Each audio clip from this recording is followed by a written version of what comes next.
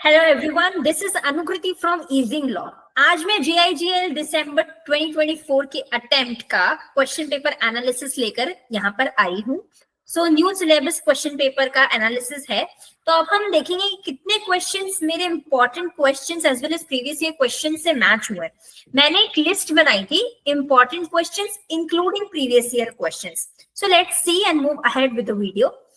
तो first question जो match हुआ है वो question number 1A beat number 2 का मैच हुआ है, जहां पर क्वेश्चन पेपर में ये क्वेश्चन था कि आपको ले डाउन करना है कि what are the exceptions which make a promise without consideration valid and binding. So अगर आप मेरे इंपॉर्टेंट क्वेश्चन की लिस्ट देखेंगे तो उसमें क्वेश्चन नंबर 21 डायरेक्ट क्वेश्चन मैंने फ्रेम करके दिया था, state the exceptions of consideration. तो ये क्वेश्चन मैच हुआ है। अब हम आगे बढ़ते question number 1A beat number 4 का जो क्वेश्चन है ये exactly word to word match खाया है। अगर हम देखेंगे तो आप देखिए, D supplies tyres to X on a condition that any retailer to whom X resupplied the tires, the retailer should promise X not to sell them to the public below D's price। अब X ने फिर F को बेच दिया था, तो same यहाँ पर कंडीशन थी, D ने X को सप्लाई किया था, सेम कंडीशन थी, बट यहाँ पर X ने S को बेचा था। तो बेसिकली बस S और F का नाम चेंज हुआ है, बाकी एग्जैक्टली द सेम क्वेश्चन है। Question number 14 of the important questions. Next question number 1B bit number 1 का। यहाँ पर बेसिकली एक चेक ड्रॉ हुआ था जहां पे महेश ने 25,000 का चेक ड्रॉ किया, बल्कि उसके अकाउंट में सिर्फ 20,000 रुपीज है।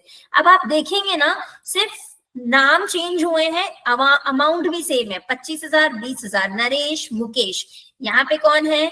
महेश।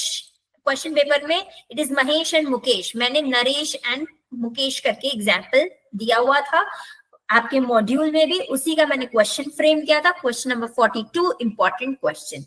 नेक्स्ट क्वेश्चन जो है वो क्वेश्चन नंबर 1 बीट बी सब बीट 2 का, जो कि है state the provision of offence of companies in negotiable instruments act. अब ये जो है ना, ये थोड़ा सा इनडायरेक्ट वे में पूछा गया है। यहाँ पे ना एक छोटी सी फॉर्म में केस स्टडी दी गई, बट यस सेक्शन दे दिया गया, सेक्शन 141 ऑफ द एक्ट। तो 141 अगर किसी बच्चे को पता है तो ये ऑफेंस ऑफ द कंपनीज का है। अगर ये क्वेश्चन कोई बच्चा प्रैक्टिस करेगा, स्टेट द ऑफेंस या state the provision of the offences of companies in negotiable instrument act, तो उसमें उसको डेफिनेटली ये प्रोविजन पता होगा। तो उसी फॉर्म में ये पूछा गया क्वेश्चन है, थोड़ा सा इनडायरेक्टली मैच हुआ है। अब नेक्स्ट देखते हैं क्वेश्चन 1 बीट बी सब बीट 4 का है। अब यहाँ पर ना क्या है, मैंने जो क्वेश्चन नंबर 46 था वो उसमें मैंने इंटरिम कंपेंसेशन के ऊपर में एक्सप्लेनेशन मांगा था। अब यहाँ पे उसने पूरा इंटरिम कंपेंसेशन नहीं, बल्कि उसका एक clause that is section 143A clause 4 का एक्सप्लेनेशन मांगा है। तो अगर आप इंटरिम क्वेश्चन का आंसर प्रिपेयर करे हैं तो आप डेफिनेटली क्लॉज 4 का भी आंसर लिखकर आ पाएंगे। क्लॉज 4 केवल एक क्लॉज पूछा है क्योंकि ये 2 मार्क का क्वेश्चन था। तो एग्जैक्टली ये जो क्वेश्चन है, अगेन ये भी थोड़ा इनडायरेक्टली तरीके से मैच हुआ है। यहाँ पे थोड़ा डिटेल्ड वर्जन लिखना था जो मेरा क्वेश्चन था, that is question number 46 important question, और पेपर में 2 मार्क्स के लिए उसका एक प्रोविजन पूछा गया। नाउ लेट्स मूव अहेड, जो है क्वेश्चन 2 बीट नंबर A का है। यहाँ पे अगेन रायलैंड्स वर्सेस फ्लेचर दे करके rule of strict liability absolute liability पूछा गया। फिर एक एग्जाम्पल दिया गया और उसमें ये पूछा गया कि क्या रायांश की लायबिलिटी बनती है कि नहीं। अब बात ये आती है कि अगर आप देखेंगे क्वेश्चन 2 एंड क्वेश्चन 8, अगर मेरा जो क्वेश्चन था उसमें मैंने डायरेक्ट क्वेश्चन दिया है कि state the rule of strict liability with the help of case law. Strict liability का answer without mentioning Rylands versus Fletcher बहुत अधूरा है। तो यहाँ पर ना ये पूरा डायरेक्ट क्वेश्चन मैच हुआ है, ठीक है। अगर आप जो नेक्स्ट क्वेश्चन है that is what are the exceptions, अगर किसी बच्चे ने एक्सेप्शंस की प्रैक्टिस करी है तो वो उस एग्जाम्पल का जो एग्जाम्पल फॉर्म में क्वेश्चन है वो उसको बिल्कुल टच कर पाएगा और पकड़ पाएगा कि उसको एग्जैक्टली क्या लिखना है और क्या रायांश की लायबिलिटी बनती है कि नहीं। That is basically the act of plaintiff. तो अगर आपने सारे एक्सेप्शंस पढ़े हैं इंक्लूडिंग एग्जाम्पल, इसीलिए ये क्वेश्चन में यहाँ पे दिया हुआ है एक्सप्लेन विथ एग्जाम्पल। तो अगर आपने एग्जाम्पल के साथ प्रैक्टिस करी है तो आपको फिर ये क्वेश्चन 2 बीट A का आंसर लिखने में प्रॉब्लम नहीं होगी।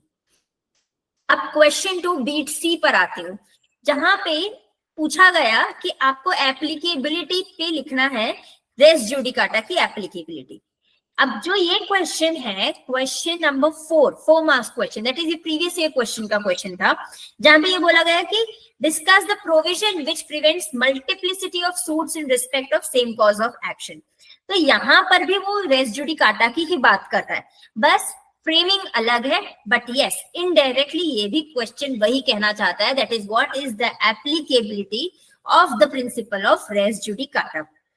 Now let's move to question number 3, beat A.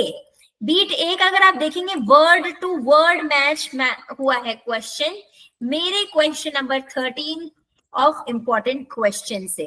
तो देखिए, A, the owner of the field sells it to B. There is a right of way from the field that only A has knowledge of, but he conceals it from B. Exactly same question है। So आप देख सकते हैं कि कितने questions match हो रहे हैं। Now let's move ahead. Question number 3, beat B. अब यहाँ पर जो देखेंगे ना, ये क्वेश्चन था माइनॉरिटी पे। लिमिटेशन एक्ट में सेसेशन ऑफ माइनॉरिटी पे अप्लाई होगा कि नहीं होगा, ये क्वेश्चन अराइज हुआ। तो ये केस स्टडी दी गई आपको, और फिर उसके बाद में इस प्रोविजन का डिटेल एक्सप्लेनेशन मांगा।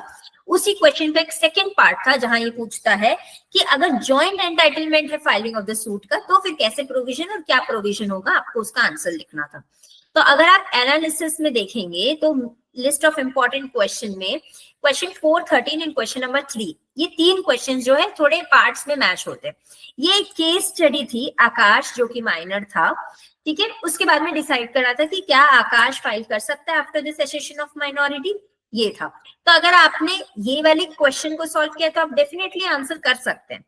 उसके बाद में नेक्स्ट जो प्रोविजन था, discuss the provision relating to person under the legal disability. Legal disability में minor is one of the legal disability.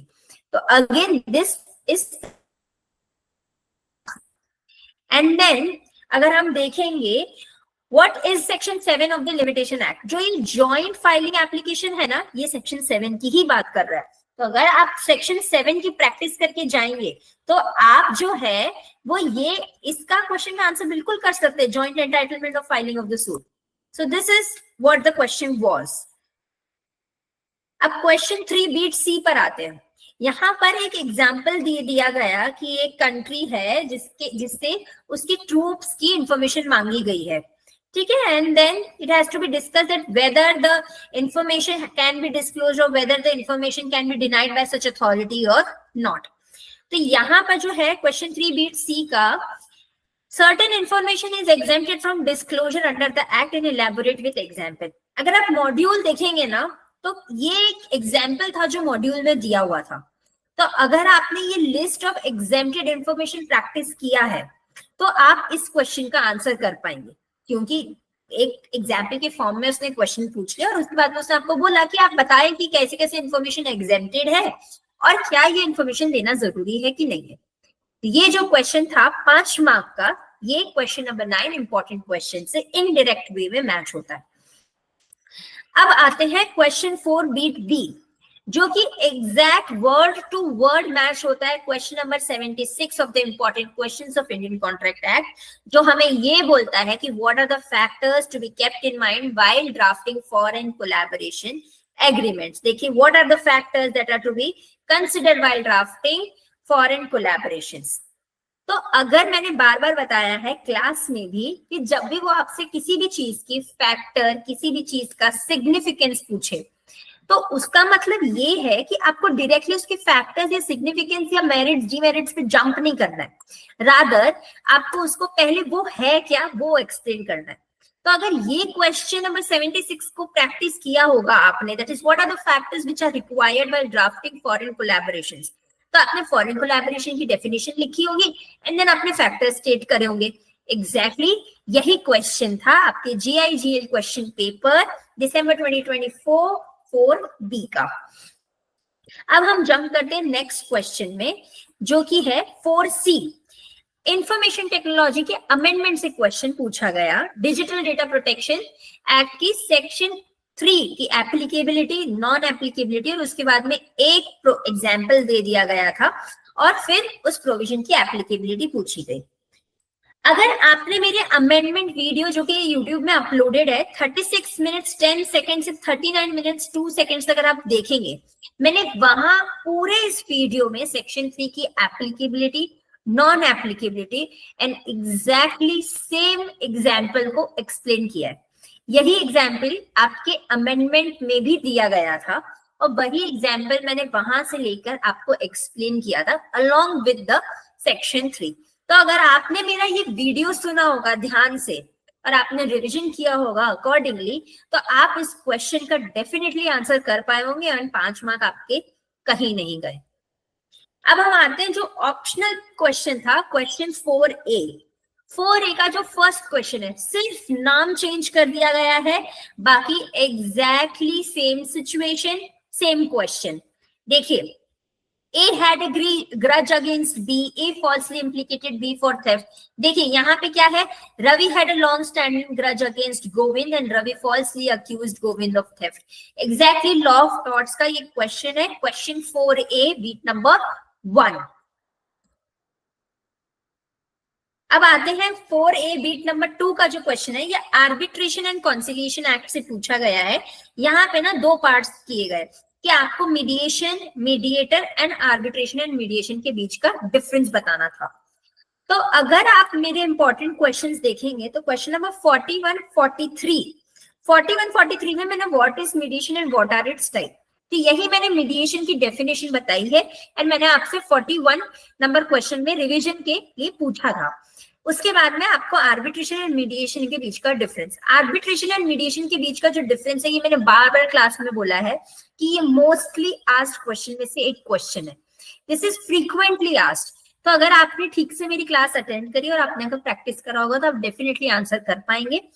And उसके बाद में भी अगर आपने मेरा यूट्यूब वीडियो देखा होगा तो उसके 29 मिनट्स 50 सेकेंड से 31 मिनट्स 20 सेकेंड तक मैंने जो है मीडिएशन की डेफिनेशन याद कराई थी कि मीडिएशन क्या है और हम उसके कौन से कीवर्ड्स इंक्लूड करेंगे जिससे उसकी डेफिनेशन आपको याद होगी और आप एग्जाम में आराम से लिखकर आ पाएंगे।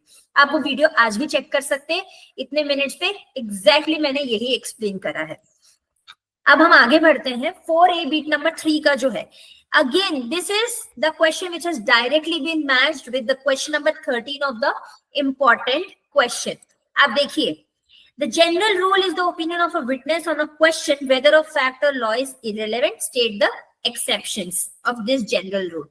यहाँ पे देखिए मैंने डायरेक्टली पूछा है what are the exceptions of the general rule which provides that the general rule is the opinion of a witness on a question whether a fact or law is irrelevant। अगर आपने ये question number 13 important question के लिए इसमें practice किया होगा, again you have secured 5 marks definitely.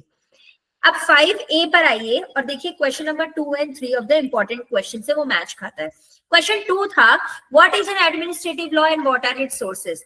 अब आप देखिए 5A जो है हमसे क्या पूछ रहा है, हमसे यही पूछ रहा है 2 पार्ट में, what are the 4 principle sources of administrative law and second है रूल ऑफ लॉ जो एवी डाइसी ने दिया था, उसके ऊपर में आपसे वो पूछ रहा है कि वो क्या रूल ऑफ लॉ है, उसको आप डिस्कस करिए। तो एग्जैक्टली यहाँ पर जो क्वेश्चन नंबर 3 था इंपॉर्टेंट क्वेश्चन का, rule of law is the basic structure of its constitution and elaborate. तो अगर आपने ये क्वेश्चन प्रैक्टिस किया, again I am happy to say that you have secured 5 marks. अब हम आगे बढ़ते हैं 5C पर, what are the essentials of lease, how is the lease determined and what are the duties of lessor and lessee। 40 and 41 of the important question है। ये यहाँ पर एक्चुअल में क्या है ना कि मैंने एक ही क्वेश्चन में दोनों कर दिया, पूछ लिया lessor and lessee, so that बच्चे की प्रैक्टिस हो जाए। एंड कहीं ना कहीं उसी का पार्ट आपके क्वेश्चन पेपर में पूछा गया है, क्वेश्चन 5 बीट नंबर C का, what do you mean by lease and discuss the duties of lessee। अब हम आगे बढ़ते हैं question number 6 bit number A का। अब आप देखिए, Kunal buys a refrigerator from a shopkeeper, ये सोगा का क्वेश्चन था। एंड रोहित और कुणाल के पास में, क्योंकि उसके पास में ओन पिकअप की सर्विस थी, तो वो रोहित को बोलता है कि मैं कल आकर के अपना रेफ्रिजरेटर की डिलीवरी ले लूंगा, आज आप अपने पास इस पोजेशन को रखिए। तो एग्जैक्टली ये क्वेश्चन मैच खाया है question number 24 of the important question है। यहाँ पे देखिए, X sells a machine to Y which is ready for delivery. Same y बोलता है एक्स को कि मैं कल लेकर चले जाऊंगा, और उस रात उसकी दुकान में आग लग जाती है और फिर वो जो मशीन जो वाई ने खरीदी थी वो डिस्ट्रॉय हो जाती है। सेम सिनेरियो, सेम सिचुएशन, बस थोड़ा बहुत मशीन जो है यहाँ पे रेफ्रिजरेटर बन गई है। X and y are Kunal and Rohit.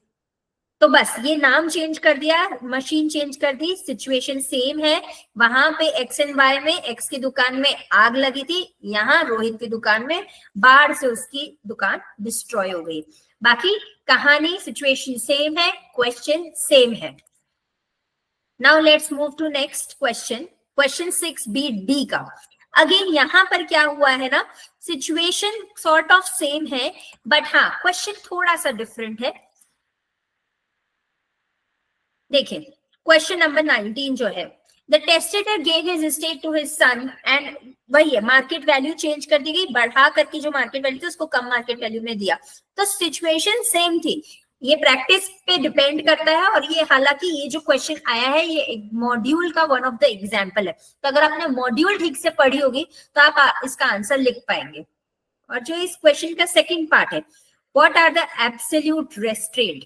अब देखिए ये जो क्वेश्चन नंबर 21 था, इंपॉर्टेंट क्वेश्चन था, इस partial restraint and absolute restraint valid, what are its exception. वही उसका इसी पार्ट ऑफ द क्वेश्चन को इसने अपने सेकंड पार्ट में पूछा है। अब नेक्स्ट देखिए question 6B number D. B conveyed the whole of his property to 3 persons who undertook him to provide for him and to perform his obsequies. Again आप देखेंगे सिचुएशन सेम है, एक भाई दूसरे भाई को प्रॉपर्टी देता है और ये बोलता है कि जिस भाई को वो प्रॉपर्टी दे रहा है वो उसके लिविंग एक्सपेंसेस को बियर करेगा, सेपरेट डीड बना लेता है। क्वेश्चन पूछता है कि क्या दोनों डॉक्यूमेंट एक ही ट्रांजैक्शन से है, तो स्टैम्प्स एक्ट कैसे कैसे अप्लाई होगा और कौन सा प्रोविजन स्टैम्प्स एक्ट का लगेगा। तो देखिए यहां पर अगर आप देखेंगे तो सेम क्वेश्चन है, बस पार्टीज का नाम चेंज कर दिया गया है एंड सिचुएशन थोड़ी सी डिफरेंट कर दी गई कि बी ने अपने 3 लोगों को ये प्रॉपर्टी दी थी और बोला था कि आप मेरे एक्सपेंसेस को बियर करेंगे, ऑब्सिक्वीज मतलब एक्सपेंसेस, एंड बाकी सिचुएशन सेम थी। तो आपको ये एक्सप्लेन करना था कि इंडियन स्टैम्प्स एक्ट का कौन सा प्रोविजन लगता है और क्या अप्लाई होगा। अब क्वेश्चन 6A पर आते हैं। क्वेश्चन 6A जो है वो जुडिशियल प्रेसिडेंट्स की बात कर रहा है, judicial precedents and what are the various kinds of judicial precedent. Again ये ऑप्शनल क्वेश्चन था, तो देखिए judicial precedents are an important source of law and discuss various kinds of judicial precedents. Same question match हुआ है question number 1 of the important questions है। Next जो question है वो क्वेश्चन नंबर 10 है, जो 4 मार्क्स क्वेश्चन है। अ जज is suppose to be indifferent to the parties to the controversy, और ये basically principles of natural justice का क्वेश्चन है, जहां ये बोलता है कि nemo judex in causa sua, no one can be जज इन हिज ओन कॉज। ये मैंने एक स्टेटमेंट फ्रेम में एक क्वेश्चन पूछा था, आपको यहाँ पर उसने एक छोटी सी सिचुएशन दे दी और उसके बाद में उसने आपसे पूछा कि प्रिंसिपल्स ऑफ नेचुरल जस्टिस का कौन सा प्रिंसिपल अप्लाई होगा और क्या वो जज एम उस पे एक्ट कर सकता है कि नहीं कर सकता है। तो अगर आपने ये क्वेश्चन नंबर 10 4 मार्क्स क्वेश्चन से प्रैक्टिस किया था तो आपके 5 मार्क्स कहीं नहीं गए। क्वेश्चन 6A बीट नंबर 3 जो है वर्ड टू वर्ड मैच हुआ है। What is NEFT, state its advantages. देखिए, और आपका जो क्वेश्चन है what do you understand by NEFT, state the advantages of NEFT. Last question जो है कि सेक्शन नंबर 260 सीआरपीसी की जो समरी केसेस है उस पे आपको लिखना था कि कौन से ऑफेंसेस में समरी केसेस लगता है।